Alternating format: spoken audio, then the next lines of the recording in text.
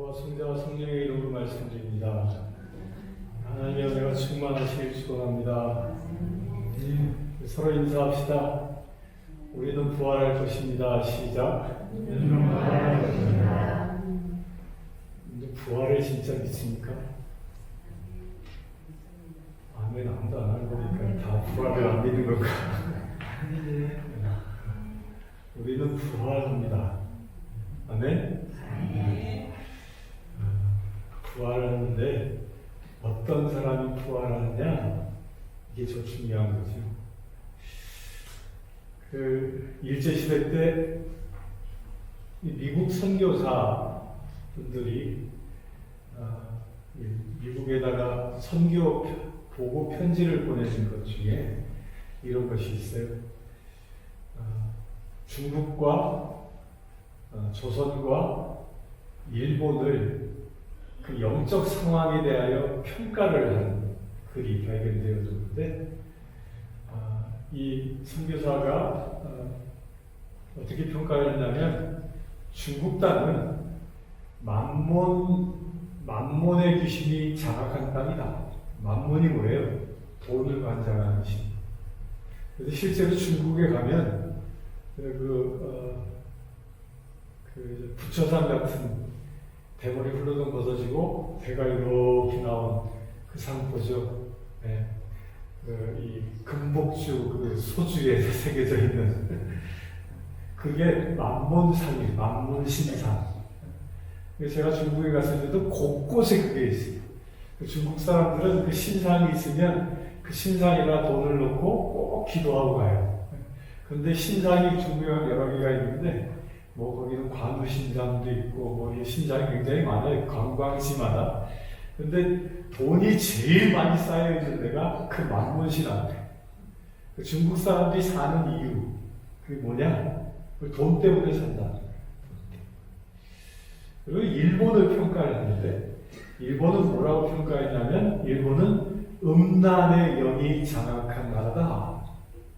아주 더럽고 추악한 음란이 일본 전국을 지배하고 있다라고 표현을 했습니다. 그러면서 세 번째로 조선을 어떻게 표현을 했냐면, 조선은 분열의 영이 장악한 나라다라고 표현했습니다. 이미 조선시대, 일제시대 때 선교사들의 눈에 그게 보이는 거예요. 근데 분열의 신이 장악한 나라다라고 평가하면서 그 이유를 썼는데, 그 이유가 이렇게 되어져 있습니다. 조선 사람들은 두세 사람이 모이면 분당한다. 당파를 짓는다는 거예요. 당파를 지어서 자기와 생각이 다른 사람을 만나면 당파를 짓고 서로 원수 맺는 관계를 스스로 만든다는 거예요. 스스로. 그게 조선 사람들이 가지고 있는 이 특징이고, 곧 이 조선 땅, 한반도를 덮고 있는 이 분열의 권세가 아주 강력하게 역사하는 것이 조선이다.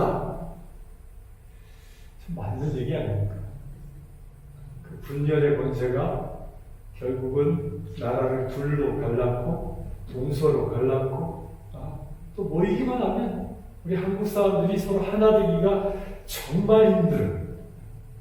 이 회의를 해봐도요, 뭔가 하나의 목적으로 서로 한 마음이 되어져서 뭔가 이루어낸다는 게 그렇게 쉽지 않습니다. 그 상대가 다른 이야기를 하면, 내 생각과 다른 이야기를 하면 그걸 받아들이고 그 입장에서 서로 이해할 수 있어야 하는데, 우리는 어떻게 생각합니까? 저 사람과 나는 달라. 그냥 다르기 때문에 틀려. 이렇게 그냥 단정해버리고 서로 소통하려 하지 않는 모습이 우리 안에 있다. 곧 이렇게 서로 당파를 지어서 싸우는 것은요, 거기에는 누가 역사하는 것이에요? 분열의 영이 역사합니다. 그런데 놀랍게도요, 우리 한민족과 너무 똑같은 민족이 이 지구상에 있습니다. 특별히 예수님 시대 때 똑같은 모양을 가진 민족이 있었는데, 그 민족이 바로 이스라엘입니다. 예수님 당시에 로마의 지배를 받고 있었던 이스라엘에 거기에는 분당이 몇 개의 분당이 지어져서 서로 으르렁거리며 싸웠다면 사두가이파, 바리새이파, 율법학자, SNF파, 열심당원들 이렇게 분당되어져서 서로가 서로에게 원수처럼 대하며 살았습니다. 그들은 서로 상종하지도 않았습니다. 서로의 처해 있는 상황을 공격하고 그들은 매국노라 하나님을 배반한 자라라고 이야기하면서 심지어는요, 이 SNF파로 분류되어지는 이 공동체가 거기서 나온 사람이 이 세리자 요한, 사회 인근의 풍랑 공동체를 이루며 살았는데 그 SNF파에서 이 사막 한가운데에서 살았던 그 공동체는요, 거기 구성원들은 주로 누구냐면 당시의 제사장 계층의 아들들입니다. 그 아들들이 SNF파라는 것을 구성하며 살았습니다. 그런데 그 아버지는 무슨 파예요? 아버지는 무슨 파? 제사장 계층이니까 사두가이파. 그 사두가이파, 아버지와 아들이 분당되어져서 사는 거예요. 아버지와 아들이 원수되어져서 사는 거예요. 이게 당시 이스라엘의 모습이었죠. 오늘 말씀에 보면 그렇게 분당되어진 자들이 공공의 적을 만난 거예요. 그 공공의 적이 누구였습니까? 예수 그리스도였습니다. 예수 그리스도께서는 그 어떤 분파에도 속하지 아니하시고 오직 진리만을 선포하시는 분이었기 때문입니다. 그 예수님께서 오늘 읽은 본문 20장 그 이전에 보면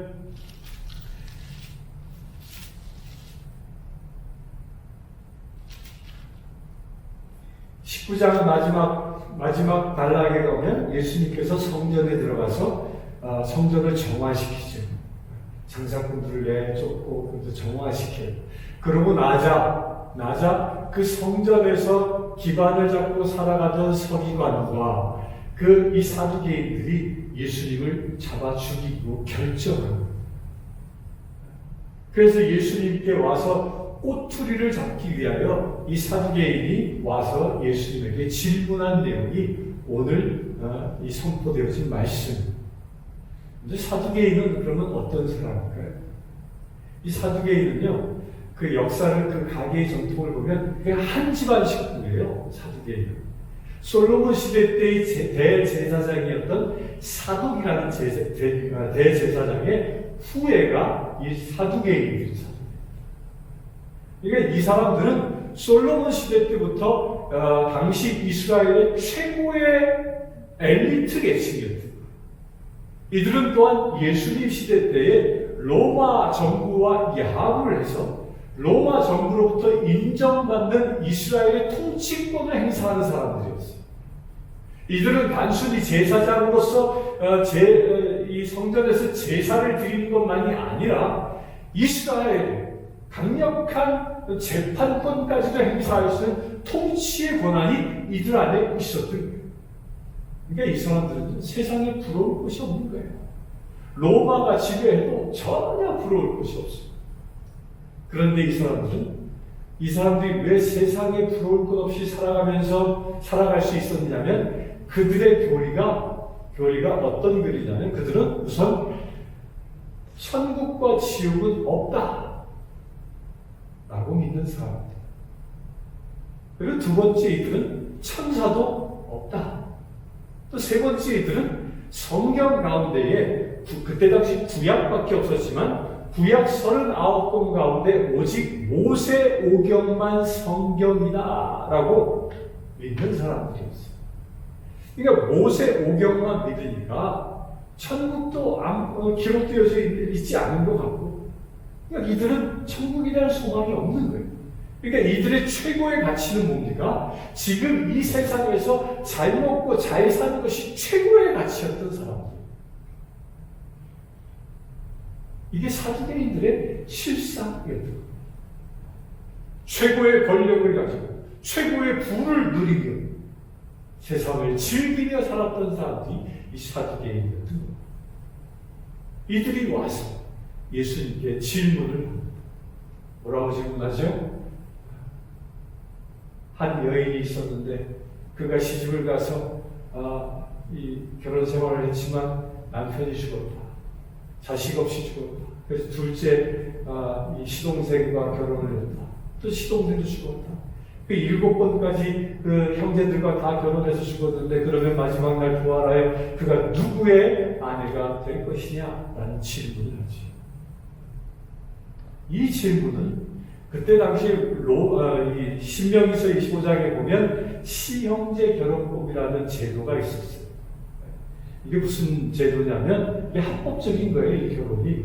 이게 그냥 그 여인이 뭐 바람핀 것도 아니고요. 여자가 결혼을 해서 아들이 없이 죽으면 남편이 죽으면 그 여인을 부양할 사람이 없잖아요. 그 부양할 사람이 없고 남편의 재산을 상속받을 사람이 없는 거예요.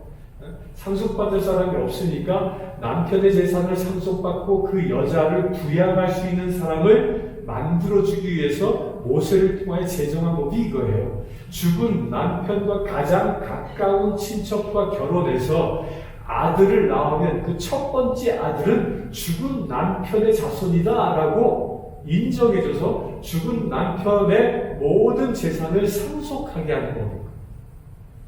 이 법을 두고 얘기하는 거예요. 그런데 여기에 맹점이 뭐였습니까? 세상에서는 그렇게 하여 한 여인의 살아갈 수 있는 길을 열어주는 법을 만들었는데 문제는 이 사두개인들은 문제는 뭐였습니까? 사후의 세계를 알지 못하여 이렇게 엉뚱한 질문을 하고 있는 거예요. 그래서 예수님은 어떻게 대답합니까? 이 세상의 자녀들은 장가도 가고 시집도 가되 저 세상과 및 죽은 자 가운데서 부활함을 얻기에 합당히 여김을 받은 자들은 장가가고 시집가는 일이 없으며 여러분들요 천국 가기를 소망하십니까?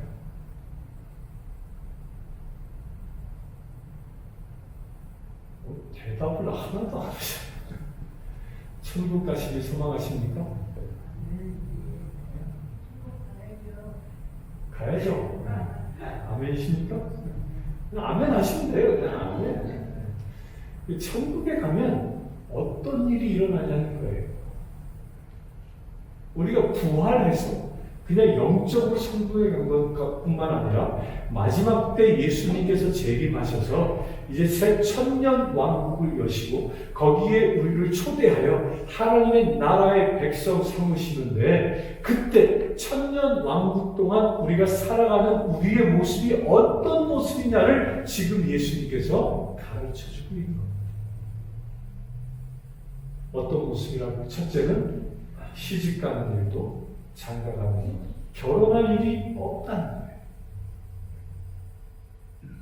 저는 이 말씀을 이렇게 묵상하면서 우리 인간이 세상을 살아가면서 이 결혼이라는 것이 그렇지 않아요. 동전의 양면 같잖아요.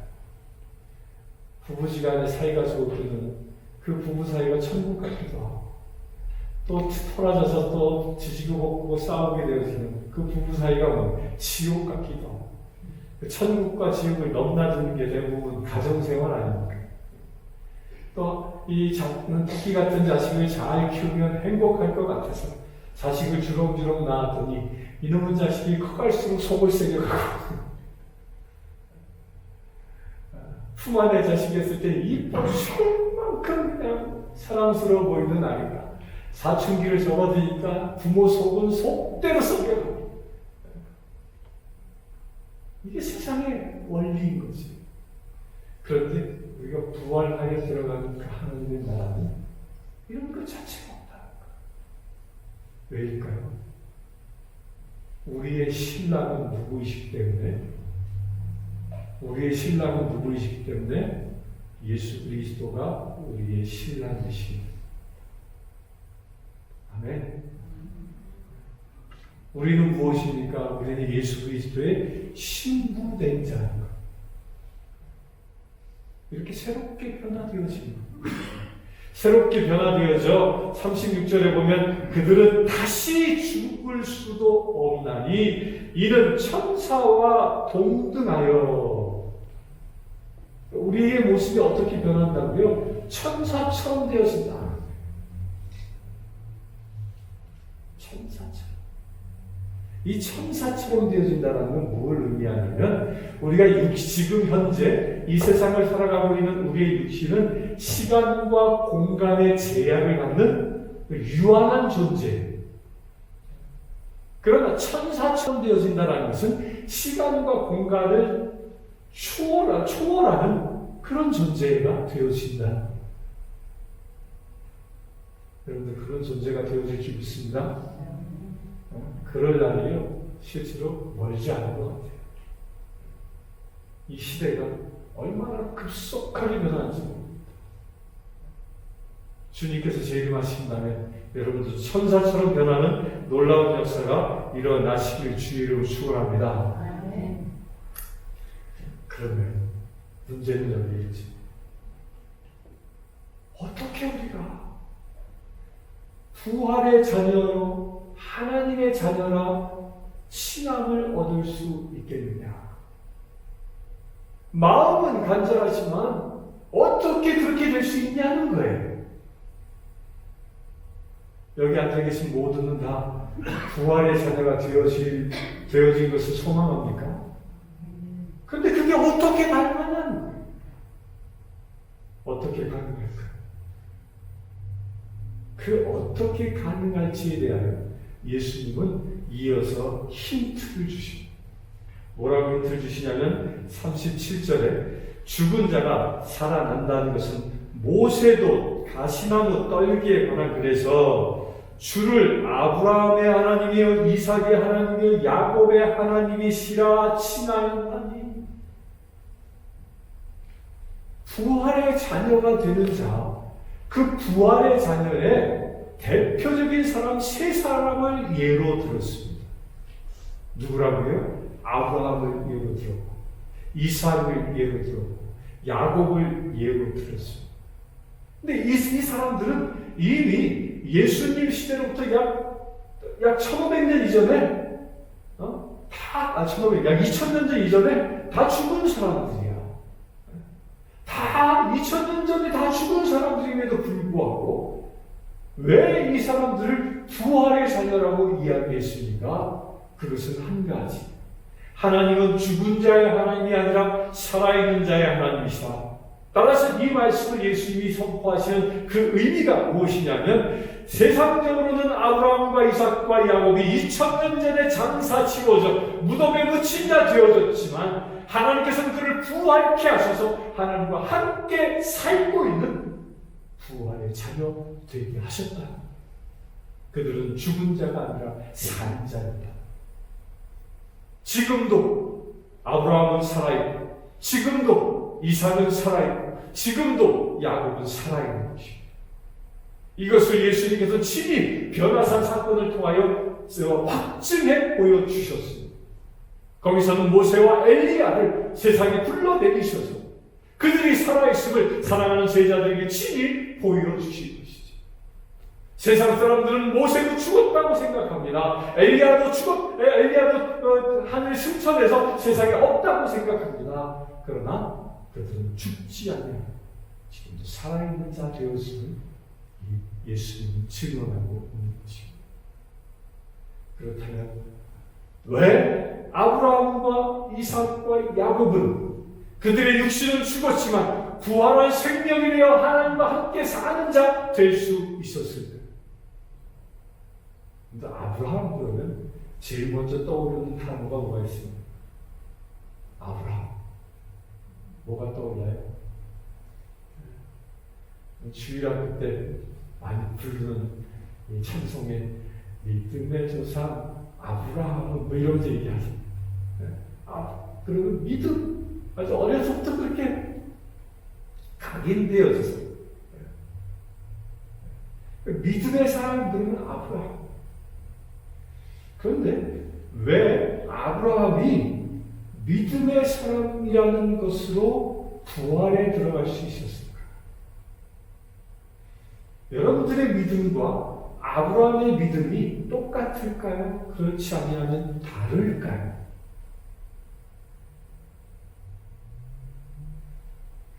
나의 믿음은 아브라함의 믿음과 같습니다라고 믿으신 분만 아멘. 한 분도 아멘 안 하면 천국 못 가요. 천국 그냥 바라는 소망일 뿐이야.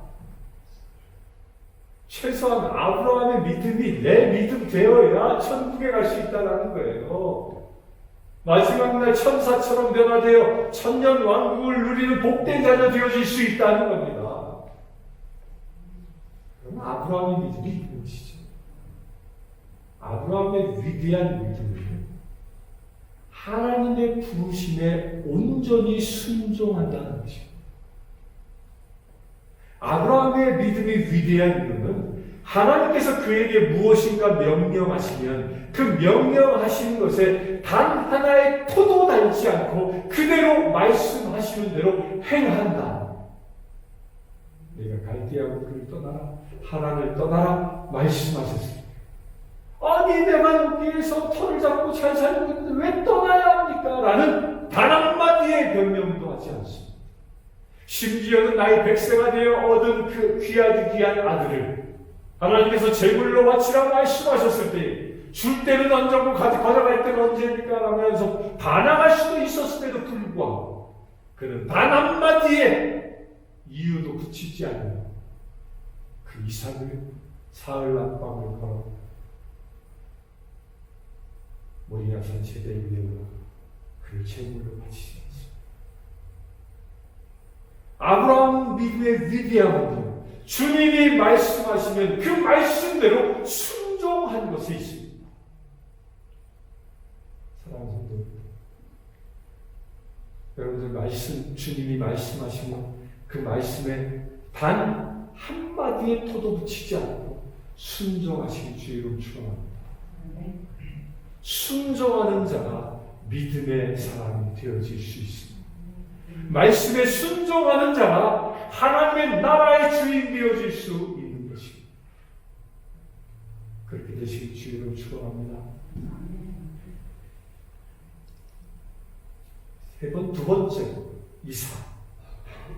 이삭은 왜 하나님이 부활의 생명에 참여하는 자 삼으셨을까? 여러분들 이삭 하면 떠오르는 장면이나 말씀들이 있습니까? 이삭은 제일 첫째로 제물로 드려진 자예요. 예수님의 표상이에요. 근데 아브라함이 이삭을 제물로 바칠 때 보면 그 이삭의 나이가 어느 정도 되었을 때냐면 약 그의 나이가 15세에서 20세 그 사이 되어지는 때예요. 그러니까 이미 그때는 이제 힘이 펄펄할 때예요. 그러면 아브라함의 나이는 몇 살이죠? 100세에 나왔으니까 110살이 넘은 120세가 가까운 죽을 때가 거의 다 그런 노인이야. 그런 노인이 자기를 돌단을 세워놓고 거기다 자기를 묶어서 올려놓는데 성경에 보면 이삭이 자기를 묶고 칼로 찌르려고 하니까 아버지를 향하여 아버지 이게 무슨 일이에요? 왜 날 죽이려고 하는 거예요?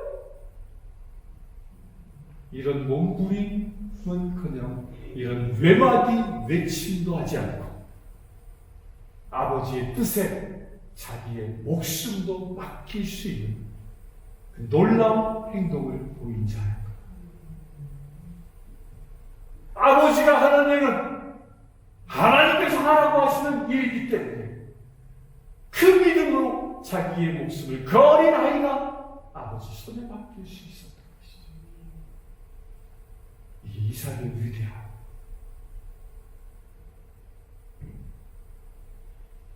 사랑하는 성도님들, 주님은 여러분들의 것을 주님께 드리는 자 되기를 원하십니다. 왜냐? 나의 목숨이든 내 세상의 물질이든 명예든 그것에 묶여 있지 아니하고 주께서 달라 하시고 주께서 쓰시겠다 하면 줄 수 있는 자 되기를 주님은 원하시기 때문에 이삭은 어려서 그것을 친히 행동으로 보인 자입니다. 두 번째로 이삭은요. 이삭의 의리함. 이삭이 이제 장성하여 결혼하고 그가 블레셋 지역 인근에서 터를 잡고 살아가는데 그가 큰 부자가 되었죠. 곡식을 심으면 100배의 결실을 얻고 그러자 블레셋 사람들이 그를 시기하여 이삭이 가지고 있는 운물을 메워버리고 빼앗고 합니다. 무려 4차례에 걸쳐서 운물을 빼앗습니다. 그런데 이삭은 블레셋 사람이 운물을 빼앗으면 거기에 저항하거나 반항하거나 그들과 대적하여 싸우지 않습니다. 블레셋 이방인들이 그것을 달라고 주워버리는 거예요. 그리고 또 다른 곳에 가서 운물을 빼고 달라고 하면 또 줍니다. 또 다른 곳에 운물을 빼고 그렇게 4차례에 걸쳐서 운물을 하며 양보하니까 마지막에 부엘세바라는 곳에 운물을 팠을 때에 더 이상 블레셋 사람들이 운물을 빼앗으러 오지 않습니다. 이게 무엇입니까? 우리는요, 세상 사람들이 내 것을 조금이라도 빼앗으려고 하면 어떤 마음이 있습니까? 에이토. 우리 우지사님 그런 경험 많이 하셨다고 하던데. 동면을 쓰고 와서 총을 갖다 들이대고 돈 내놔! 저는 그런 걸 경험해 보지는 못했지만 정말 살떨릴 것 같아요.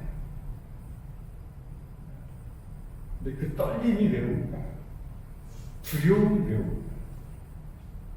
내가 죽을 수도 있겠구나라는 것도 있지만 내 것을 빼앗긴다는 것에서 오는 두려움. 그런데 이삭은요, 내가 세상의 것을 빼앗긴다라는 그런 느낌이 없었던 자예요. 니들이 달라고 하냐? 그래 줄게.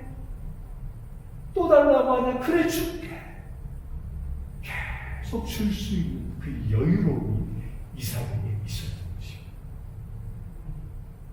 사랑하는 성도님들, 우리가 세상을 살면서 누군가가 나의 것을 달라 이야기하면 예수 이름으로 축복하고 주시길 축원합니다. 그렇게 주었던 이삭이 받았던 은혜가 있었죠. 이삭은 한 번도 하나님을 만나본 경험이 성경에 없었습니다. 그런데 언제 만나냐? 이 브엘세바에서 이제 마지막 운물을 팠을 때 그때 하나님께서 이삭에게 나타나 아브라함을 축복하셨던 똑같은 말씀으로 축복합니다. 너의 자손이 저 바닷가에 있느니라. 저 하늘의 별들보다 더 창국의 아들아 라고 하면서 그를 축복하십니다. 무엇을 보았기 때문에 하나님이 이삭을 축복했다고요? 한없이 주고자 하는 이웃과 분쟁하지 아니하고 이웃과 다툼하지 아니하고 그들이 필요하다 하면 자기의 모든 것을 내어줄 줄 아는 그 마음을 보시고 이삭을 하나님이 축복하신 것입니다. 우리 사랑하는 내가 줌으로 인하여 지금은 손해볼 것 같지만 내가 그것을 흔쾌히 주의 이름으로 준다면 나의 부족한 것을 채우신 분은 하나님이십니다. 그 하나님의 축복을 차지하실 주의 이름을 축원합니다. 세 번째 사람은 야곱. 야곱은 아주 얍삽한 사람이죠. 형의 권한을 빼요. 그런데 왜 야곱이 축복을 받았냐면 야곱이 축복받은 이유는 제일 첫째는 이것입니다. 야곱은 세상의 가치에 우선 두지 아니하고 하나님의 축복권을 사모한 자였다. 야곱은 실제로 에사의 그 권세를 축복권을 받으면서 그 이삭이 가지고 있었던 모든 재산을 포기해야 했어요. 그 상속권을 포기해야 했어요. 그래서 그 축복, 이삭의 축복을 받은 다음에 그는 양 한 마리 가지지 못하고 호를 단신으로 그의 외삼촌 집을 향하여 떠나가는 자가 되었던 것이죠. 에서와 야곱의 차이인 것입니다. 야곱은 하나님의 축복권을 사모했지만 에서는 세상에 먹을 것을, 세상의 물질을 사모했던 자.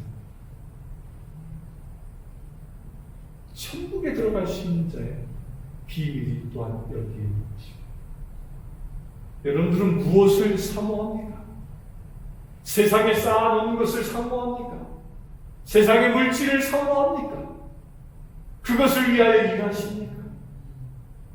그렇다면 이제 턴하시기 방향을 바꾸시길 축원합니다.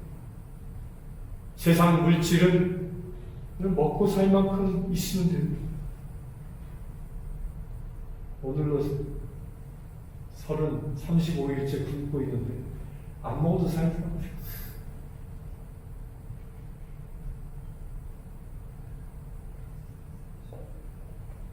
세상의 물질은요, 내 육신의 생명을 조금 더 살찌울 수는 있습니다. 그러나 세상의 물질을 통하여 하나님의 나라를 차지할 수는 없다는 것입니다. 그리하여 우리가 사모해야 할 것이 무엇입니까? 하나님의 그 권세를 사모하는 것입니다. 야곱이 사모했던 것이죠. 그 하나님의 축복의 권세를 사모할 때, 그 축복의 권세를 사모했던 야곱을 통하여 하나님은 어떤 일을 하십니까? 그에게 12명의 아들을 주시고 이스라엘이라는 나라를 세우는 민족의 기반을 시작하신 것입니다. 사랑하는 성도, 하나님의 축복권을 사모하시기 축원합니다. 주님께서는 그 축복권을 사모하는 사람들에게 이미 그 축복의 권세를 허락하여 주셨습니다. 예수님께서 무엇라 얘기하십니까? 너희가 두세 사람이 모여 내 이름으로 구하면 무엇이든지 내가 응답해 주시겠다고 약속하셨습니다. 이것은 축복의 권세인 겁니다. 이 축복의 권세는 기도하는 자리에서 이루어지는 것입니다. 우리가 이 세상에서 야곱처럼 축복의 권세를 받아 사용할 때 하나님의 놀라운 역사가 우리의 삶을 통해 일어날 것입니다. 그 축복의 권세를 사용할 때 우리는 마지막 때에 하나님 나라에 들어 천사처럼 영원히 죽지 않는 몸, 주님과 영생을 이루는 은혜의 자녀 되어질 줄 믿습니다. 성부와 성자와 성령의 이름으로 말씀드렸습니다. 기도하겠습니다. 주 아버지 하나님,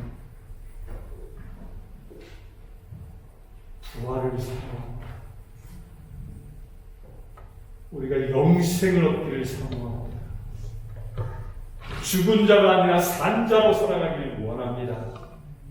마지막 날 천사처럼 변화되어 주님의 나라에서 천년 왕국을 누리며 살아가기를 원합니다. 주님, 우리에게 아브라함에게 주신 축복, 우리에게 이삭에게 주신 축복, 우리에게 야곱에게 허락하신 축복을 주시옵소서. 또한 우리가 아브라함처럼 이삭처럼 야곱처럼 오직 하나님만 바라보며 살아갈 수 있는 믿음의 지체되기를 결단합니다. 예수 그리스도의 이름으로 기도드립니다.